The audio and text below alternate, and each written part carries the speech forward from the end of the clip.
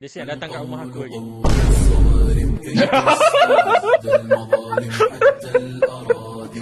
Alamak. Dictator. Free nu yang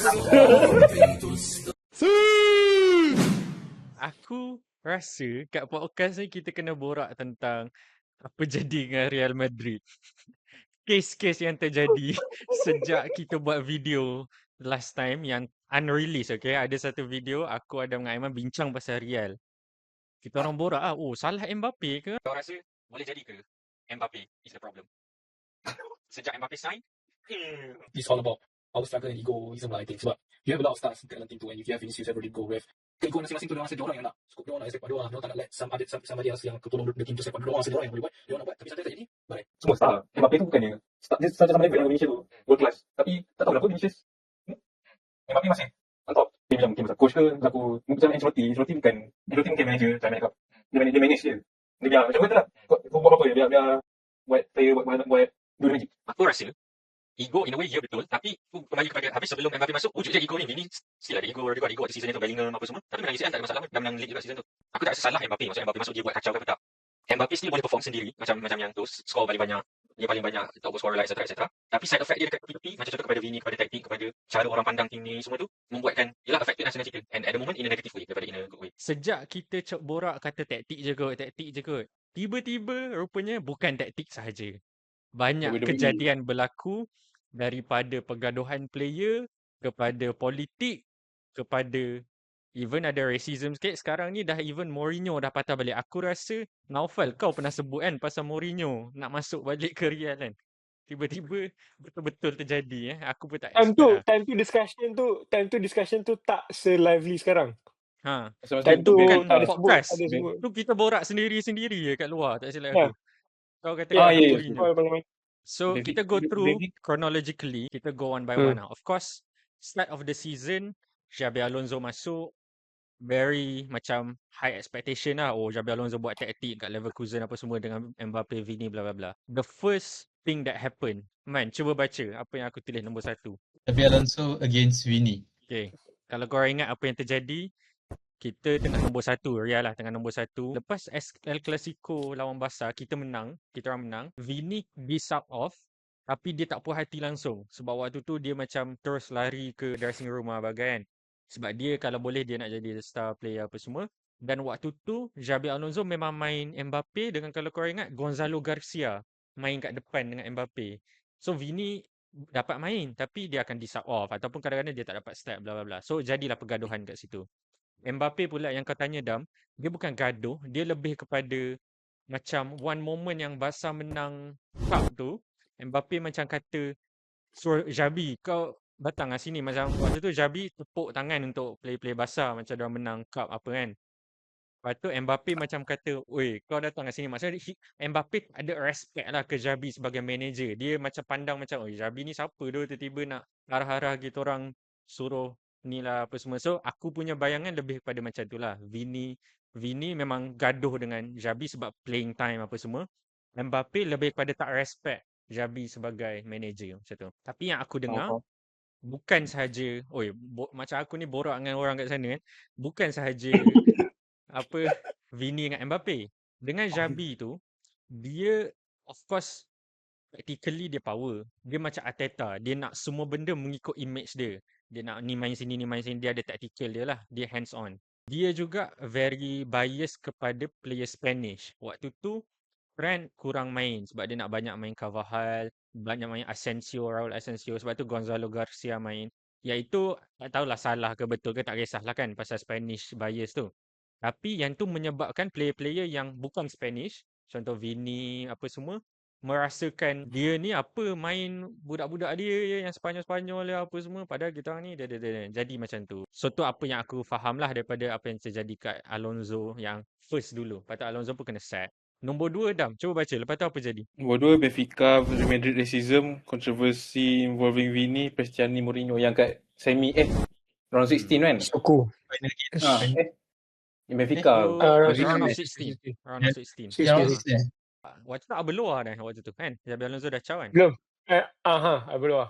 Arbeloa kan. Arbeloa. Of course Prestiani buat apa yang dia buat tu. Kita tak tahu kan betul ke tak rasanya. Tak No tahu. confirmation kan. Tapi orang kata based on dia punya expression and reaction macam betul lah. Dan sekarang bila Mourinho masuk kan ada effect lah sebab korang ada baca tak apa Mourinho kata waktu benda tu terjadi?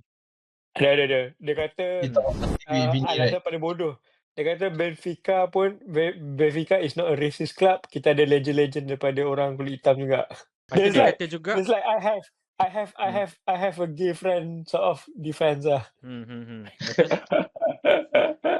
Okay, ni benda-benda yang baru keluar recently. Nombor 3. Cuba korang baca nombor 3 apa? WWE punya ni. Rudiger Carreras incident. Tak, yang tu Okay. tak, dia bukan main gurau-gurau je. Again, ni semua speculation. Setakat aku faham, ia terjadi di antara Rudiger dengan Carreras. Sebab apa aku tak pasti. Naufal, kau tahu tak? Dia macam seorang slap the other one. Rudiger ke slap Carreras atau Carreras slap Rudiger, aku tak pasti. Tapi Aku sebab rasa apa most aku tak tahu lah. sensibly Rudiger slide. Rudiger. Boleh agak Masuk akal That's tu lah. not slide Rudiger macam tapi Rudiger unhinged. Faham? Yang Lepas tu tu- walaupun kita tak tahu benda tu tapi baru reveal lah benda tu terjadi tapi katanya diorang dah berbaik lah apa semua kan. Okay, next. Carvajal versus Trent. Ni adalah more kepada playing time. Okay. Tadi Alonso Spanish bias lah apa semua. Bila Arbeloa masuk, Arbeloa dia memang balik. Dia memang player-player yang besar nama. Vini, Mbappe. Kau main. Trent main. Semua yang Spanish dia tak main. Ceballos tak main. Asensio tak main. Gonzalo Garcia tak main. Carvajal lah paling besar. Captain of the club sekarang ni. Tak main langsung. Lepas tu, one of the biggest thing adalah Carvajal dia suka buat this slide comment atau slide tu kepada Trent. Bila Trent main, Carvajal akan mock dia lah macam cara dia berlari lah. Bila Trent kena sub off, Carvajal akan gelak-gelak lah. Kau rasa macam mana Fal? Sebagai dia club captain, tapi dia buat that kind of behaviour. Walaupun dia legend kan, dia dulu ada daripada 2014 sampai sekarang kan. aku to be honest aku tak pernah baca lagi this side ni tapi aku faham lah. Hmm. Aku rasa this clashes of ego antara legend dengan superstar kan. Aku kalau betul lah allegation tu betul dan aku rasa tak patut, sangatlah intoxicating especially for a senior player dan juga captain. Tapi kalau itulah my first reaction would be that lah. Dan at the moment nampak Carvajal akan keluar lah sebab of course dia sekarang basically sub player Yeah, backup kita. Trent yang first team kan. So Rasa dah most memang likely akan keluar. dah confirm lah. Aku rasa dah buat farewell dia. Okay, and then of course Arbeloa dengan Spanish player tadi aku sebut. Man, baca nombor 6 man. And ni the biggest one. WWEFC. Apa? Ulang balik man. WrestleMania 43 main event. Betul. Chouameni versus Fede Valverde. Ada. Yang ini memang kelakar. Satu lagi, kau tengok tak apa Fede kata sebenarnya terjadi? Dia bercerita. Oh, sebenarnya saya jatuh. Jatuh kena kepala kat meja. Ada. Okay, kalau kita recount apa jadi setakat aku faham satu hari tu diorang gaduh. Gaduh tu sebab apa maybe dah dari dulu sampai sekarang adalah tension building kan. So Fede tackle Chouameni tak silap aku. Lepas tu dia macam gaduh-gaduh, tak nak salam apa semua. Tapi tak ada apa terjadi. Keesokan harinya, diorang buat benda yang sama. Macam gaduh. Dan kali ni Chouameni tackle Fede kuat-kuat. So kali ni Fede tak puas hati. Aku tak ingat lah specifically apa jadi. Cuma lepas diorang gaduh mulut, Arbeloa kata apa? Ui, diorang gaduh tu. Awak nak buat apa? Korang tim sama lah, tim sama. Baik-baik. Dia ingat apa tu? Macam counselling ke apa dia budak sekolah. Lepas tu katanya Chouameni tumbuk, Fede jatuh, kepala kena lantai, berdarah dan knock out terus, bawa pergi hospital. Katanya even sampai-sampai hospital, dia tak ingat dah semua benda. Dia kata, aku score lawan MC je. Benda macam tu lah. So, orang kata kena ajar balik main bola. kena ajar. Pelik-pelik lah. Aduh. Bayangkan juga, ni semua right before El Clasico yang kita boleh, kalau kita menang Barcelona tak menang league. I guess kepada Naufal balik aku. Kau sekarang rasa macam ni? Kau tim Fede ke tim Tchouaméni? Aku memang peminat setia Valverde lah. Tapi regardless lah siapa yang betul siapa salah, aku just rasa how intoxicating it is to be a Real Madrid fan kang. Hang trophyless. Dah 2 season trophyless. Ha. Game tengah crucial minggu depan. Boleh bertumbuk dekat training. Lepas tu lagi kelakar alasan tu dah tak masuk akal lah. Kata jatuh etc. Dah tak? Chronologically pun macam dah tak make sense. Kata jatuh. Lepas tu Papa Perez kata, oh tak, actually ada bergaduh tapi gaduh tu normal. Club sebelum-sebelum ni pun ada, squad sebelum-sebelum ni pun ada gaduh. Things are blown out of proportion. So satu kata jatuh, satu kata oh ada gaduh. So aku rasa macam sangat-sangat intoxicating lah keadaan ni. Aku tak kisah siapa yang betul siapa salah. Tapi pada aku satunya tak, it is not a good optic lah kepada Real Madrid, and aku sebagai fan memang couldn't be more embarrassed lah dengan keadaan yang berlaku kat Real ni. Kalau kau kena simpan satu, sebab aku rasa salah satu akan keluar disebabkan situasi ni. Siapa yang kau simpan? Aku akan pilih Valverde all the way. Tchouaméni kan sebab nak pergi MU kan. Tapi bukan dia member Mbappe. Mesti Mbappe nak member dia. Boleh lah. Kroni kan. Tapi aku rasa Mbappe kan dia kan dictator kan. So Dictator. dia tak ada kroni siapa-siapa. Kalau korang, Aiman, Adam, korang nak Tchouaméni ke nak Valverde? Kalau korang dapat sign seorang. Kalau aku nak, kalau boleh, aku nak Valverde lah dalam squad aku. Tapi kalau hilang ingatan dia tak apa. Hilang ingatan. Jangan tak ingat main bola sudahlah. Man, kau kalau dapat Tchouaméni dengan Rice tu, oi, mantap tu. Instead of Zubimendi. Zubimendi Premier League champion Jangan kena ingat. Tchouaméni ganti ni, Partey dulu. Ingat Partey dengan Rice kan? Jadi macam dulu lah. Okay, next. Ni kau dah sebut sikit tadi. Mbappe kontroversi banyak ah. Dia siap datang kat rumah aku lagi.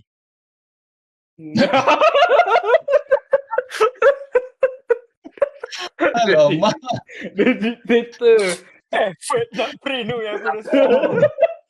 Soalan yang kita tanya waktu video yang unreleased tu pasal Mbappe. Betul ke Mbappe ada salah? Fal, kita orang tak dapat kau punya perspektif. Kau rasa ada sebab ke Real jatuh sejak Mbappe masuk ni? Betul ke punca dia? Aku rasa bukan punca. Aku rasa aku sangat-sangat conflicted lah pasal benda ni. Tapi aku rasa dia adalah salah satu punca tapi bukanlah the only punca. Aku rasa tu satu jawapan aku lah. Sebab aku rasa masalah Real ni bukan just sebab kedatangan Mbappe. Mungkin ada betulnya, especially in light of the fact yang game-game dia tak pakai Mbappe injured time tu lah Real menang. Gonzalo Garcia, Bellingham boleh lebih ni. Aku faham lah dari segi ni. Tapi aku tak rasa masalah dia adalah sebab kedatangan Mbappe. Aku rasa dia adalah lebih kepada sebab stability dalam squad tu dah tak ada. Lagi-lagi bila Toni Kroos dah tak ada dekat Real Madrid, the lack of tempo setter dekat Real ditambah pula dengan instability dalam squad dan juga ego yang datang dengan clashes of ego between player. Aku rasa itu adalah benda-benda yang lebih besar kan, not just on the fact that Mbappe datang. Mbappe datang tu betul, tapi benda semua ni berlaku secara sekaligus menunjukkan aku adalah is a culmination of things lah.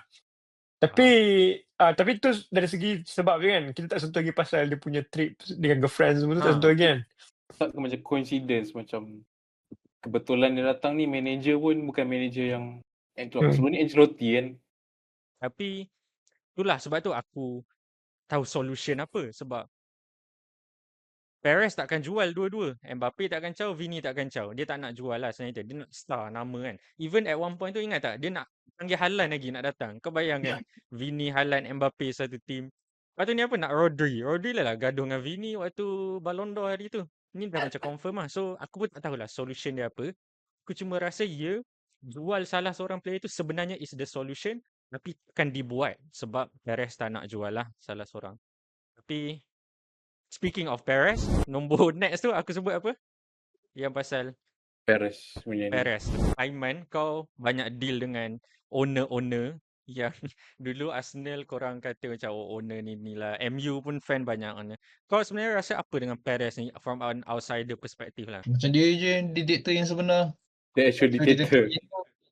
dia macam dia rasa dia seorang je yang boleh handle Real Madrid. Dia lah sang yang menyelamat, sang yang menjaga. Bagi aku, bak kata macam kita kan dah tua tu pupur manggil kan. Boleh bagi orang muda sikit. Sebab the way he manage all this, I mean the way he used to manage all those star player, maybe during that time works, but currently I don't think the same method would apply to all these new young stars. And the way they manage player ni pun, sebab usually owners dia okay, kalau kat La Liga president kan, they president have more hands on how the club goes. So bagi aku nampak bila dia nak pegang that title lagi satu dia macam gila kuasa ke sebenarnya. Tu one of the red flag, to be honest lah. Kalau dia dah gila kuasa, but for me memang tak layak sebenarnya lah. Bukan tak layak, dia macam dah ada tanda-tanda buruk lah sebenarnya. Tapi tak sebelum ni rightly so ke? Sebab dia kan buat benda-benda tu tapi berjaya. Kita orang menang UCL. So kira macam power lah. Tak ke? Macam Aiman cakap, generation yang star. Dulu tengok lah power of friendship semua. Ni sekarang semua dah ego Friendship tu. tak ada. Ni tak ada apa lah. Generation Sebab sekarang itulah. juga. Sebab itulah bila datangnya Messiah. Jose Mourinho. Mourinho pun sayang. Mourinho. Dia pun dah tua. Jose Messiah yang Mourinho. Tapi aku tertariklah dengan point Aiman pasal the most egotistical man lah in the room kan, Papa Perez. Interestingly, aku rasa kenapa sedikit troubling lah dengan strategi Perez lah dalam kendalikan Real Madrid adalah aku rasa dia thinks terlalu kadang-kadang lah at times dia memang think just as a businessman. Maksudnya dia fikir pasal nama, macam mana dia hanya fikir pasal Real tu as a brand, not as a club. Aku rasa itu masalah dia kadang-kadang. So kalau tengok kan memang sejarah Galacticos ni tak menjadi. Sejarah Galacticos memang tak menjadi. Real menang benda-benda besar kebanyakannya right after Galacticos tak menjadi. Contoh bila Real beli Kaká dan Ronaldo dalam masa yang sama tak menjadi. Lepas tu bila Jose Mourinho datang bawa masuk orang-orang macam Di Maria dalam skuad, beli player muda Ozil dalam skuad, baru menjadi. So sebenarnya ini adalah resepi yang sama yang tak menjadi sebelum ni yang masih digunakan, dan katastrofi dia pun benda-benda yang sama kan, clashes of ego, squad tak ada harmoni, tak hormat manager. Semua benda ni adalah benda-benda yang dah jadi dah pun before this. So itulah aku rasa perlukan orang-orang macam Jose Mourinho yang can say no to Perez dan boleh kata yang no, this is not how the way you handle things. So satu, tu dari segi hubungan owner dan juga manager lah. Dari segi hubungan manager dengan player, lagi menarik. Who can beat the kita tengah cakap tadi pasal ego players kan, tapi kita tengah cakap pasal Jose Mourinho, the ego himself. So aku rasa itulah yang menarik pasal kedatangan Jose Mourinho. Sebab aku rasa this might be a good solution. Aku tak rasa the best solution, to be honest. Tapi aku rasa it is sensible lah. Tapi interesting juga, aku rasa first kalinya aku nak tengok macam mana hubungan Jose Mourinho dengan Vini lah. Aku rasa kalau Mourinho aku rasa a good leader lah. First thing yang dia akan cuba untuk buat adalah rectify sama ada dia rectify ataupun dia memang burn the bridge all together lah dengan Vinicius. Dia kata tepi sampai lah Vinicius keluar kan. Which is not surprising, to be honest. Tapi aku rasa kalau dia masih nak pakai, aku rasa dia akan tak bergaduh lah dengan Mourinho. Mourinho memang dia egotistical, tapi pada aku dia taklah sampai ke tahap yang dia akan indiscriminately treat dia punya players kan.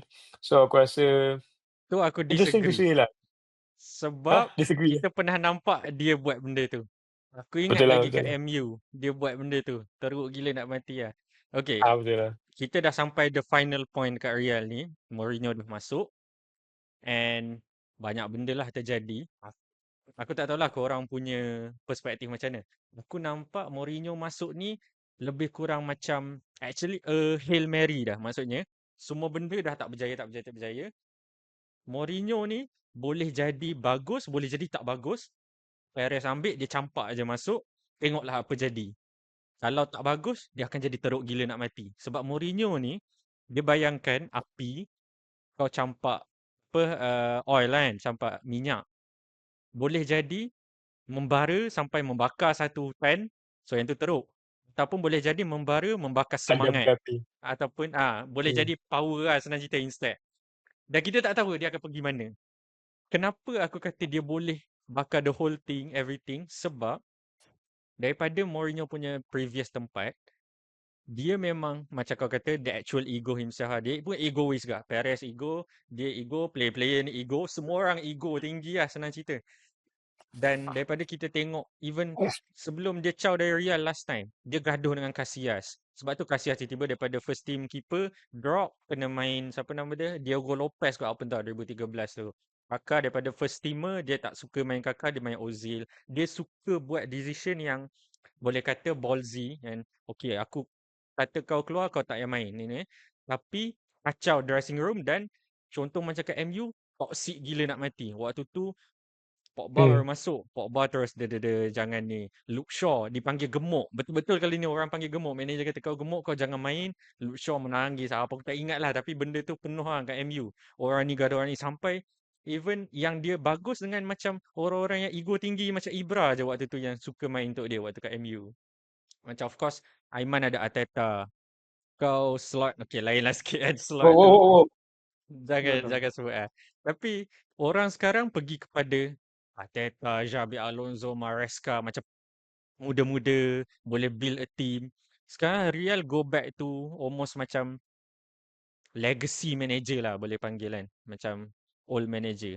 Adakah ni tak tahulah. Korang rasa bijak ke tak this move daripada Real? Dia tak salah pun Ish. sebenarnya nak ambil panggil manager tua. Tapi nak provekan Mourinho tu dia semua dia menang trofi. Kat Roma menang, MU menang. Spurs. Spurs, okay. lupa. Spurs lah. Dia boleh menang. Technically boleh menang. Technically boleh menang. Dia kena caw kan. Spurs sebab Spurs yang tak nak Pele. Yeah. Benda dah boleh dapat. Dari segi option sekarang lah, bagi aku Dennis Day tak ada orang lain melainkan Mourinho untuk menjadi short term solution untuk Real Madrid. Dia bagi aku nampak Mourinho ni paling-paling pun 2 season je. Kan? 2 season kan. Aku rasa 2 season je pun paling-paling sebab sekarang ni for all aku rasa Real Madrid nak kena stabilisekan balik the whole club. Not just the team, daripada atas sampai ke bawah nak kena stablekan balik. Macam Tita kata lah, dia nak satu club tu nampak antara itik atau rabbit. Oh, ya gambar tu. Okay. So, aku rasa By the end Mourinho of the season, I want us to all see duck. Aduh. Tak, sekarang ni dia dah Faham. menang, nampak genius lah bila dia dah menang. Kalau dia tak Yang menang tu, yang light bulb pun. light bulb tu Serius pun lah. dapat genius lah sekarang. Aduh. Okay. Okay, baik-baik to the topic. Bagi aku, okay, Jose Mourinho is one of the current solution untuk settlekan masalah sekarang. Tak kisah projek. Temporary fix. Dia ibarat gam lah. Dia nak gam balik. Nak welding tu apa nanti. Dia gam je dulu. So nak stabilisekan balik. Okay, at least dapat 1 trofi, 2 trofi and then boleh build the next project. Bagi play semua settle down. Tahu kan? Sebab aku tak nampak manager lain yang boleh buat kerja macam tu. Next project. Jurgen Klopp. Jurgen Klopp.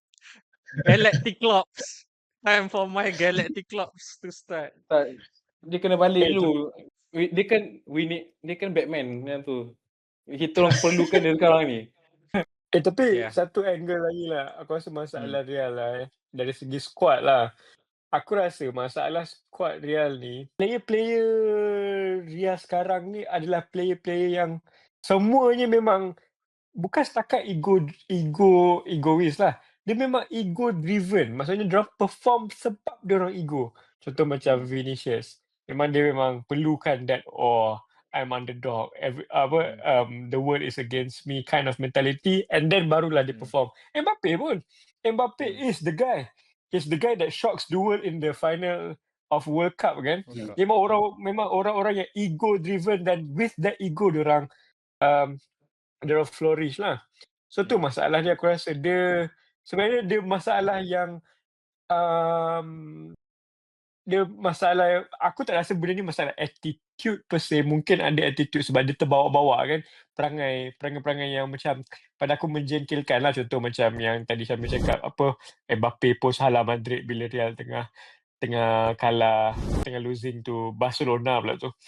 Menjengkelkan. Vinicius tiba-tiba tukar DP, tak pakai baju Real, pakai baju Brazil. Menjengkelkan pada aku kan. Tapi tak dinafikan sekarang ni aku rasa player bola tengah berada di zaman yang optik tu sangatlah susah. Orang boleh pecah masuk privacy kau semudah-mudah tu. Pada aku Mbappe keluar dengan girlfriend dia waktu tengah recovery is a non-issue to me. Aku tak kisah apa sebenarnya benda tu. Tapi dia dimarahkan dan dia heboh-hebohkan. Aku macam kau nak dia buat apa? Dia tak boleh pergi training. Dan tak boleh nak pergi recover kan. Tapi benda tu memang is a combination of things lah. Tapi aku rasa satu masalah dia adalah itulah, dia masalah yang macam semua ni adalah ego driven player.